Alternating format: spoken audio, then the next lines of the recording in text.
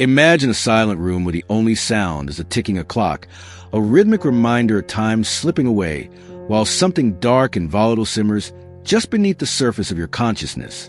You've been told your entire life that anger is a monster, a sudden intruder that breaks into your mind without warning, leaving a trail of broken relationships and shattered glass in its wake.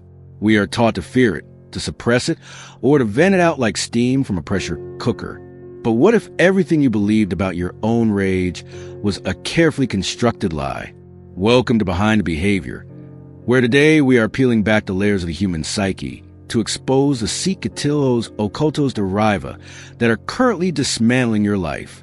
Before we descend into the shadows of the mind, I invite you to join our circle of seekers by subscribing, ensuring you never miss a revelation that could change the way you see yourself.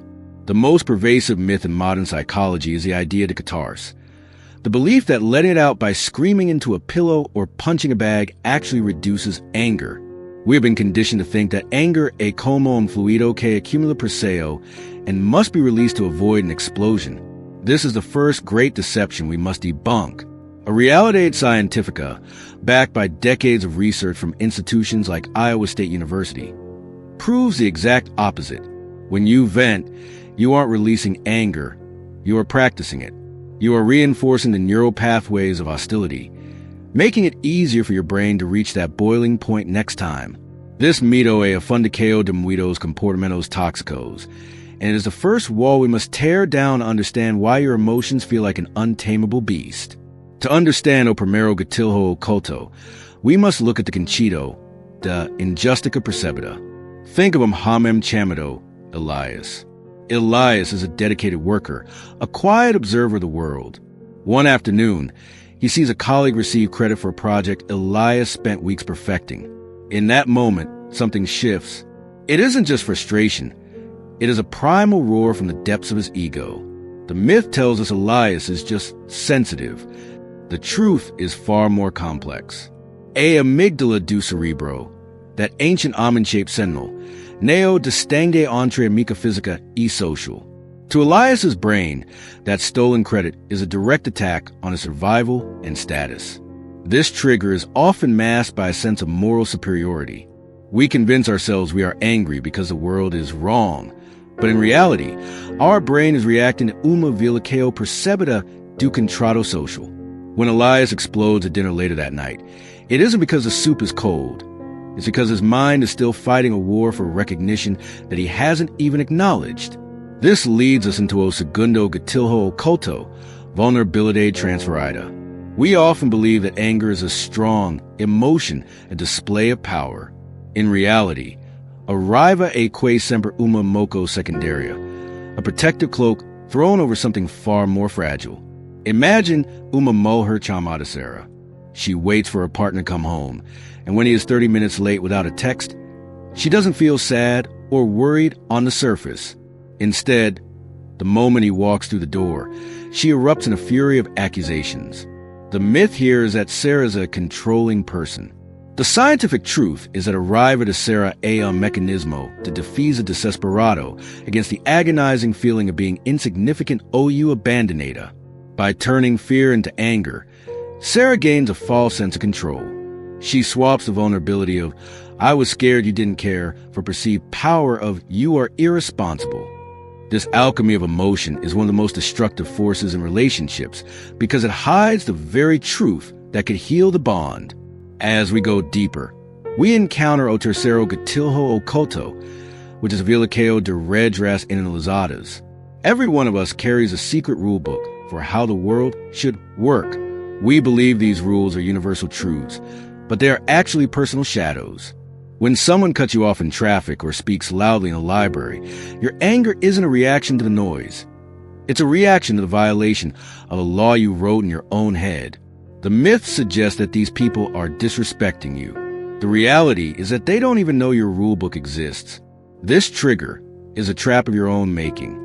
You have become the judge, jury, and executioner in a courtroom where the defendant doesn't know the charges. This creates a cycle of constant agitation because the world will never and can never follow the thousands of invisible mandates you have created for it.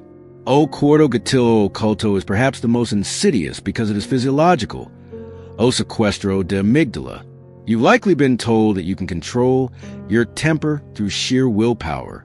This is a dangerous oversimplification. When a trigger is pulled, o cortex prefrontal, the logical, rational part of your brain, is effectively taken offline. A amygdala nunda SCU systemicum cortisol e adrenalina. You are no longer the person you think you are. You are a biological machine primed for a fight. The myth of willpower fails here because you cannot reason with a brain that has ceased to use its reasoning centers. Understanding this isn't about giving yourself an excuse. It's about recognizing that the explosion, a uma falla biologica, that starts long before the first word is yelled. It is a result of a low-grade fever of stress that has been building for days, leaving your nervous system frayed and ready to snap at the slightest touch. This brings us to o quinto gatilho occulto, o espelho de autorepulsa. Often, the things that ignite the most intense rage in us when we see them in others are the very traits we despise in ourselves. If you find yourself disproportionately angry at a friend's laziness, it is rarely about their productivity. It is about the part of you that wishes you could rest, or the part of you that fears you are lazy yourself. This è conocido en psicologia como proyecteo. The myth is that your anger is an objective critique of someone else's character. The truth is that your anger is a spotlight shining directly on your own unresolved insecurities. It is a mystery of ego. We use rage to distance ourselves from the qualities we refuse to accept as our own. When you realize this, your anger stops being a weapon and starts becoming a map, a guide to the parts of yourself that need healing. O sexto gatilho occulto is a fatiga de alma. O you que specialistas camum de carga cognitiva. We live in an era of constant information bombardment. Nosso cerebros neoforum projetados para processor a quantidade actual de estimulação e ruído digital. The myth says that strong people can handle it all. The truth is that every decision you make, from what to where to how to phrase an email, drains a finite reservoir of mental energy. When that reservoir is empty, your ability to regulate emotions vanishes. This is why you might stay calm during a massive crisis at work, but lose your mind when a spoon falls on the floor at home. The spoon isn't the problem. The problem is that you have no ego strength left to manage the frustration. Your anger is a signal that your system is crashing, yet we ignore the signal and blame the spoon. Finally, we reach o sétimo e mais profundo gatilho, o fantasma do trauma neoprocessador.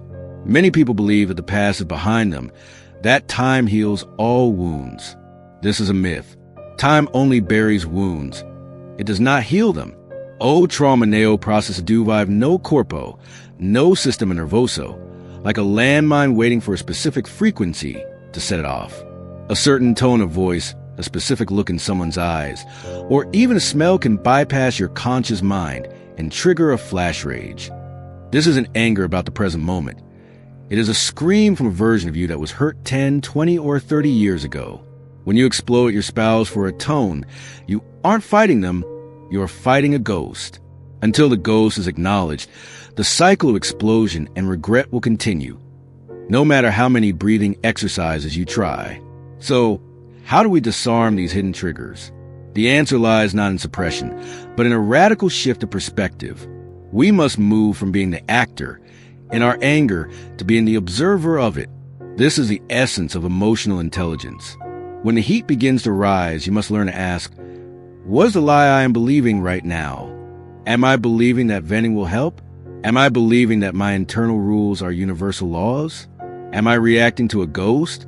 This process of questioning creates a gap between the stimulus and the response. In that gap lies your freedom. It is the difference between a life of constant emotional wreckage and a life of profound self-mastery. We must also debunk the idea that anger is bad. Anger is a messenger. It tells you when your boundaries have been crossed, when you feel undervalued, or when you are exhausted. The problem isn't the message, it's the way we deliver it. Imagine your anger as a fire. In a fireplace, it provides warmth and light. Left unchecked in the middle of a wooden room, it destroys everything. Disarming the triggers means learning to build a fireplace. It means recognizing the physiological signs, the racing heart, the tight jaw, and stepping away before the amygdala takes the wheel. It means practicing preventative maintenance on your soul, ensuring your carga cognitiva isn't so heavy that a single pebble can cause a collapse. As we conclude this journey into the depths of the human behavior, remember that the most powerful tool you possess is awareness. You no longer have the luxury of believing your anger is a random occurrence. You now know the hidden gears that turn beneath the surface. You know about the mitos de Qatars, the masks of vulnerability, and the ghosts of the past. This knowledge is a heavy burden, but it is also the key to your shackles. The patterns of the mind are only invisible until we choose to look at them. From this moment on, every time you feel that familiar heat, you have a choice to be consumed by the fire or to use its light to see the truth. The journey toward understanding the self is never truly over. It requires a commitment to questioning everything you think you know about your reactions and a willingness to face the uncomfortable truths that lie behind your behavior. If you found value in this exploration and wish to continue uncovering the hidden patterns of the human mind, I urge you to subscribe to Behind the Behavior and share this with someone who might be struggling with their own hidden triggers. Your support allows us to continue bringing these deep psychological insights to light. Thank you for walking this path of discovery with me. Until next time, keep looking beneath the surface, for that is where the truth resides. Building upon a foundation of emotional regulation and the mechanics of anger, we must now pivot toward the complex interplay between our internal narratives and the external world. While we have discussed the physiological fireplace, we must also examine the architecture of the house itself, the belief systems and cognitive biases that determine how we interpret every interaction. The core of our behavioral patterns often lies in the concept of cognitive distortions. These are the biased ways of thinking that reinforce negative emotions and lead to the very triggers we've been discussing. For instance, many individuals struggle with mind reading, where they assume they know exactly what another person is thinking or feeling, usually attributing a negative or dismissive intent to them. When you believe someone is intentionally slighting you, your anger isn't responding to their actions, but to the story you've invented about their motivations. In this next phase of our exploration, we will dive deep into the specific cognitive traps that fuel resentment. We will analyze the should statements, those rigid rules we place on ourselves and others that, when broken, lead to an immediate sense of injustice. We will look at labeling, where a single mistake by a partner or colleague results in us branding them with a permanent character flaw, making it impossible to resolve the actual conflict at hand. Furthermore, we will expand our investigation into the social dimensions of behavior. How do group dynamics and societal expectations shape our individual expressions of frustration? We will explore the concept of emotional contagion, explaining why being around a chronically angry person can actually rewire your own nervous system to be on high alert. This segment will provide practical strategies for emotional distancing, allowing you to remain empathetic without absorbing the toxicity of your environment.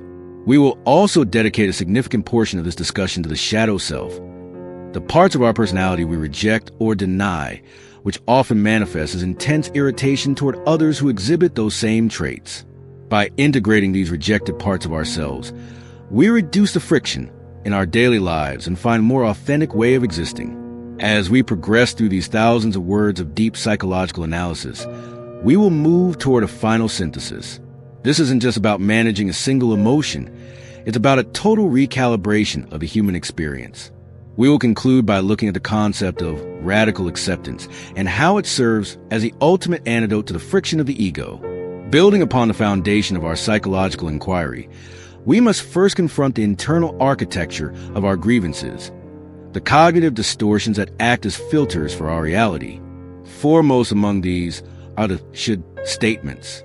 These are the invisible scripts we write for the world, demanding that reality conform to our personal moral or logical preferences.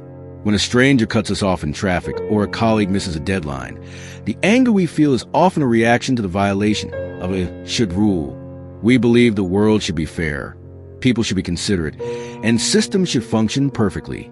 By deconstructing these rigid expectations, we begin to see that while these rules might be preferable, they are not universal laws. Shifting from they should to I would prefer if they did allows for a psychological flexibility that prevents the immediate spike in cortisol associated with perceived injustice. Moving deeper, we encounter the trap of labeling. This is a cognitive shorthand where we take a specific behavior and transform it into a global character trait. Instead of acknowledging that someone made a mistake, we label them as incompetent or malicious. This process is dangerous because once a label is applied, confirmation bias takes over. We stop seeing the person and start seeing the caricature, filtering out any evidence that contradicts our negative assessment. This section explores how to break the cycle of labeling by practicing behavioral specificity, focusing strictly on the action and its consequences rather than assigning a permanent identity to the offender. The narrative then shifts to the social and environmental factors that exacerbate these internal conflicts.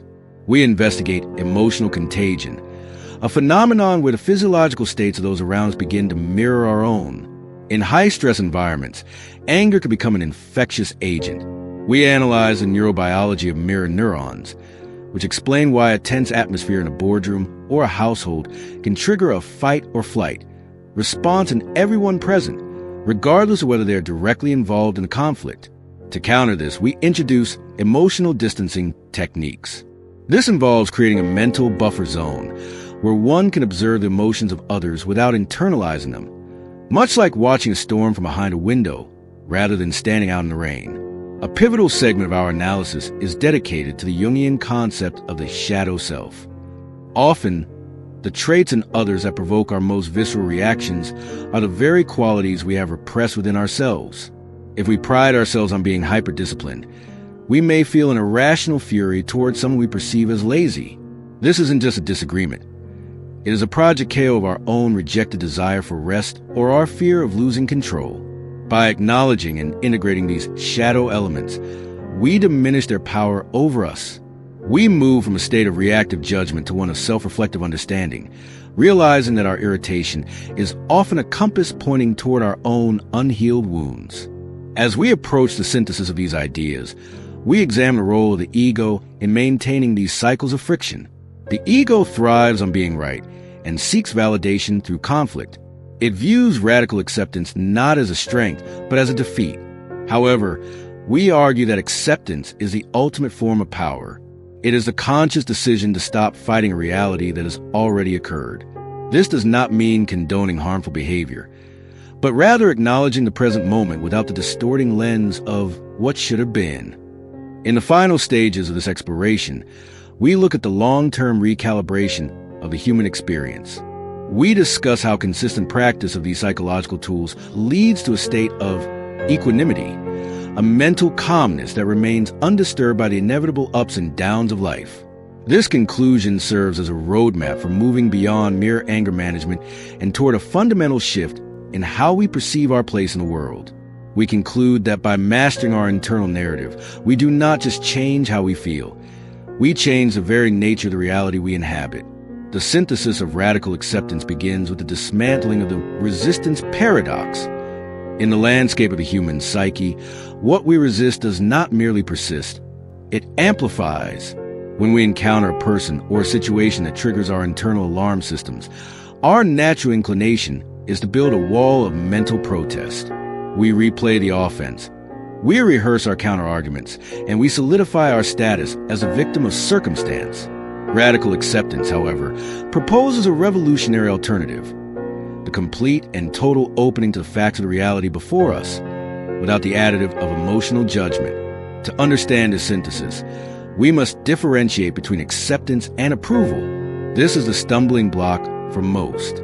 To accept that a colleague is undermining your work or that a partner has been insensitive is not to say that their behavior is okay or that you should remain in a toxic dynamic. Rather, it is a sober recognition that the event has happened. By removing the "this shouldn't be happening" layer of suffering, you clear the cognitive fog. You transition from a state of emotional paralysis to a state of strategic clarity. When you stop fighting the reality of the fire, you can finally begin to look for the extinguisher. This leads us into the granular mechanics of achieving equanimity. If radical acceptance is the gate, equanimity is the garden beyond it. In psychological terms, equanimity is often misunderstood as apathy or a lack of emotion. In truth, it is the highest form of emotional intelligence. It is a capacity to experience intense emotions, anger, grief, joy, or fear, without being swept away by them. Imagine your consciousness as a vast, deep ocean. The storms on the surface create waves and turbulence, but the depths remain still and untouched. Equanimity is the process of anchoring your identity in the depths rather than the surface waves. To deepen this exploration, let's examine the neuroplasticity of response. Every time we choose a reflective response over a reactive impulse, we are physically rewiring our brains. A amygdala, the brain's emotional panic button, begins to lose its dominance over our decision-making process. Simultaneously, a cortex prefrontal, the seat of reason and long-term planning, strengthens its neural pathways. Over time, this practice creates a buffer zone between stimulus and response. In this sacred space lies our freedom. We are no longer puppets pulled by the strings of external provocation. We become the architect of our own internal state. Consider the practical application of this in a high-stakes environment. When you're faced with a public insult or a profound professional setback, the shadow self we discussed earlier will scream for defense.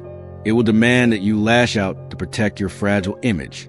But the individual who has integrated their shadow and practiced radical acceptance sees the insult as information, not an attack. They realize that the aggressor's behavior is a reflection of the aggressor's internal chaos. With equanimity, you can respond with a calm, firm boundary, or even better, with a silence that speaks volumes more than shouted defense ever could.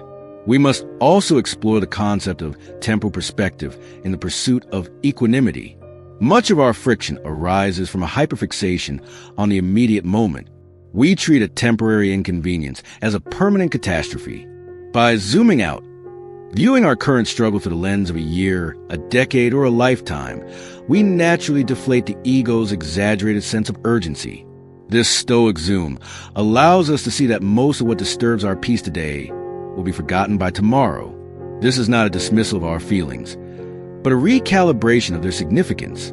As we move toward the final layers of the psychological architecture, we encounter the narrative of the self. We are, at our core, the stories we tell ourselves. If your narrative is one of a warrior constantly under siege, the world will always provide enemies. If your narrative is one of the perpetual victim, you will always find oppressors. The shift toward equanimity requires a fundamental rewrite of this script. We move toward a narrative of the observer.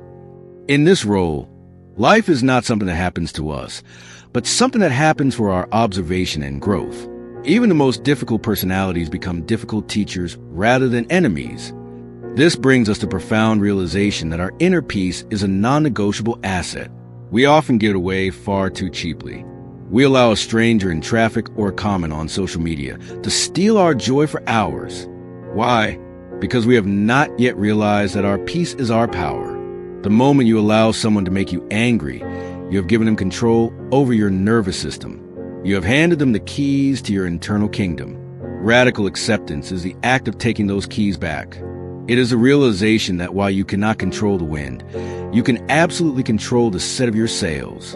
In the final stages of our journey, we look at the social ripple effect of this internal work. When one individual in a system, be it a family, a company, or a community, begins to operate from a place of equanimity, the entire system begins to shift. Calm is just as contagious as panic. By refusing to engage in the ping-pong of reactive aggression, you force others to confront their own reflections. Your stillness becomes a mirror. This is the ultimate form of leadership, the ability to remain centered when everyone else is losing their heads. To conclude this synthesis, we must address the myth of the destination. Equanimity is not a final peak that you climb and never leave. It is a rhythmic practice. You will fail. You will get angry. You will lose your center. The difference is that the practitioner of these tools knows how to return. They don't waste time in self-flagellation over their lapse. They simply practice radical acceptance of their own imperfection and begin again. The path to a transformed reality is paved with these small, consistent returns to center. Ultimately, the mastery of the internal narrative is the only true freedom available to a human being. The external world will always be unpredictable, often unfair, and frequently chaotic. If your well-being depends on the world being nice or orderly, you will be a lifelong prisoner of circumstance. But if you can master the art of accepting the present moment as it is, integrating your shadow, and maintaining your equanimity, you become truly invincible. You realize that the rain we spoke of at the beginning of this journey is not an obstacle to your happiness. It is simply part of the landscape, and you, finally, are the one who knows how to walk through it without getting wet. This concludes our deep dive into the psychological mechanics of the human experience. We have traveled from the initial sparks of friction through the dark corridors of the shadow self to the expansive heights of radical acceptance. The roadmap is now in your hands. The question that remains is not whether the world will challenge you. It will, but whether you will use those challenges as fuel for your evolution or as excuses for your stagnation. The choice, as it always has been, is entirely yours. As we close this final chapter, take a moment to reflect on your own shadow. What is it trying to tell you? What parts of your reality are you still fighting? The shift you seek is not waiting in a change of scenery or a change of company. It is waiting in the silent space between your thoughts. Step into that space. Breathe, accept, and begin to build a reality that no external force can ever take away from you. 1. The end of resistance. We have learned that suffering is pain x resistance. By reducing resistance through radical acceptance, we diminish the suffering even when the pain remains. 2. Shadow integration. We have recognized that our triggers are our greatest teachers, revealing the part of ourselves we have yet to embrace. 3. The power of the gap. We have identified the space between stimulus and response as the location of our ultimate freedom. 4. The architecture of equanimity. We have defined peace not as the absence of conflict, but as the presence of the centered self that cannot be shaken by conflict. 5. The new narrative. We have transitioned from being characters in a script written by our impulses to being the authors of a life defined by conscious choice. This is the end of the script. The journey, however, is just beginning. Stay centered, stay observant, and most importantly, stay radical in your acceptance of the beautiful, messy, and complex reality of being human.